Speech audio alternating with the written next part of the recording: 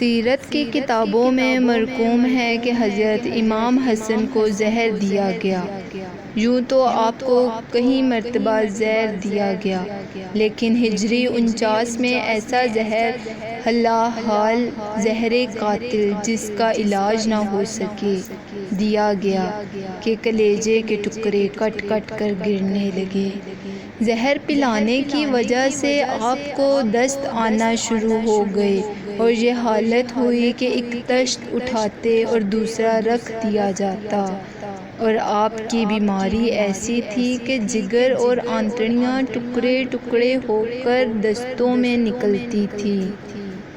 روایت میں ہے کہ امام حسن نے فرمایا، مجھے کئی بار زہر دیا گیا ہے مگر اس طرح کا زہر مجھے کبھی نہیں دیا گیا۔ اس نے میرے جگر کے ٹکڑے اڑا دیے ہیں، گویا میں اس لکڑی پر الٹ پلٹ رہا ہوں۔ کس نے زہر دیا؟ لوگوں کا کیا خیال ہے کہ آپ کی بیوی جدہ بنت عائشہ نے جرم کیا ہے؟ کوئی کہتا ہے کہ یزید نے زہر دلوایا، کوئی جناب معاویہ کا نام لیتا ہے۔ مورخین لکھا کہ جناب معاویہ نے چالاکی کی اور اس سے کہا کہ امام حسن کو زہر دے دو اور جس کی عوض میں تیری شادی یزید سے کروں گا اور 1,00,000 درہم بھی تجھے دوں گا۔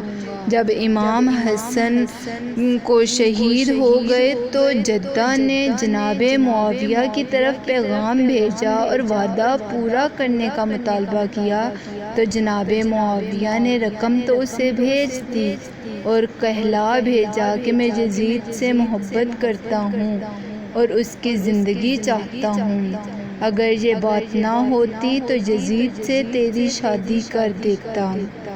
صحابی کہتے ہیں کہ اس بات کی تصدیق اس سے ہوتی ہے کہ امام حسن شہادت کے وقت فرمایا کرتے تھے اور آپ کو وہ معلوم ہو چکا تھا جو معاویہ نے کہا تھا کہ معاویہ کا بھیجا ہوا زہر اپنا کام کر چکا ہے اور وہ اپنے مقصد میں کامیاب ہو چکا ہے۔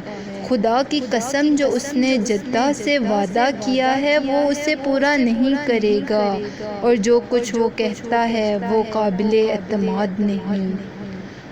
آپ کے وصال شریف کے وقت سیدنا امام حسین آپ کے سرہانے بیٹھے ہوئے تھے۔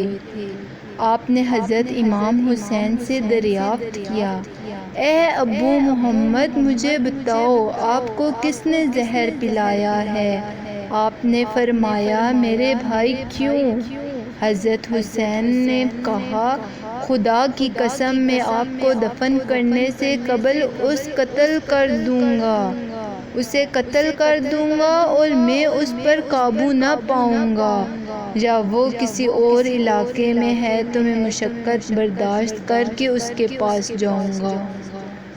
صبر و تحمل کے اس تاجدار امام حسن نے نام نہیں بتایا اور فرمایا، اے میرے بھائی، یہ دنیا فانی ہے، اس شخص کو چھوڑ کہ میں اور وہ اللہ کے ہاں ملاقات کرے، اور آپ نے اس کا نام نہ بتانے سے انکار کر دیا۔ میں جس کو اس فعل کا مرتکب سمجھتا ہوں، اگر واقعی وہ اس کا مرتکب ہے تو اللہ تعالیٰ بہتر بدلہ لینے والا ہے، اور اگر وہ مرتکب نہیں تو میں نہیں چاہتا کہ کوئی بے قصور ماخوذ ہو۔ قیامت کے دن اللہ تعالیٰ اس سے بدلہ لے گا۔ پھر آپ کی روح پرواز کر گئی۔ انا للہ و انا الیہ راجعون۔